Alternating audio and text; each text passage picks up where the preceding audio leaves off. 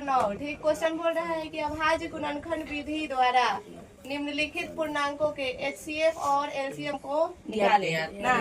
इसके पहले वाले क्वेश्चन में हम लोग पढ़ चुके हैं कि एचसीएफ और एलसीएम कैसे निकाला जाता है, लेकिन उसमें 2 संख्या का पढ़े थे। लेकिन इसमें क्या हुआ है, एक संख्या ज्यादा हो गया है, यानी कि अब 3 संख्या वाला मैंने पढ़ना है। 6, 72 और 120। क्वेश्चन में यही ना है। दूसरा क्वेश्चन में 8, 9 और 25 है। सेम क्वेश्चन है। एक को बता दूंगी, दूसरा ऑटोमेटिक बन जाएगा, समझ लेगा। जो समझेगा उसका बनेगा, जो नहीं समझेगा उसका नहीं बनेगा।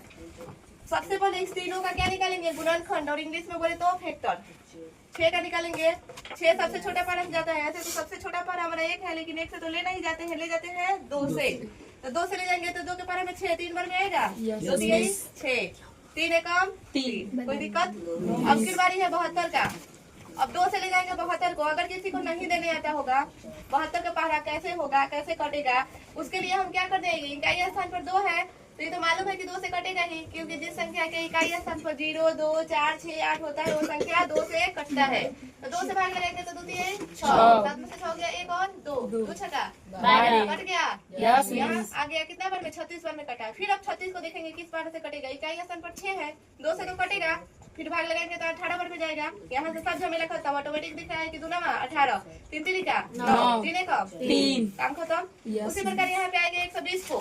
120 को जब काटना होगा तो क्या करेंगे, इकाई स्थान पर 0 है, 2 से भाग लगाएंगे 60 बार में, फिर 60 में 2 से भाग लगाएंगे 30 बार में, फिर 30 को 2 से भाग लगाएंगे 15 बार में, फिर 3 को भाग लगाएंगे 15 को भाग लगाएंगे तो 3 5 15, 5 5। यहाँ तक कोई दिक्कत?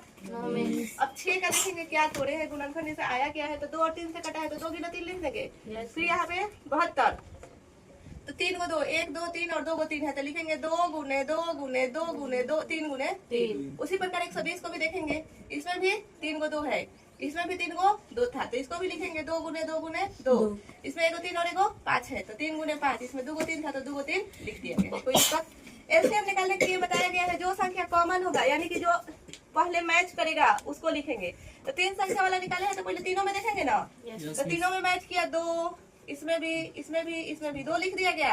उसके बाद 3 मैच कर रहा है, इसमें भी, इसमें भी, इसमें भी 3 लिख दिया गया। काम खत्म। अब देखेंगे 2 2 को में कौन मैच कर रहा है, इसमें ये 2 और ये 2 मैच कर गया, 1 2 लिख दिए। फिर ये 2 और ये 2 मैच कर गया, 1 2 लिख दिए।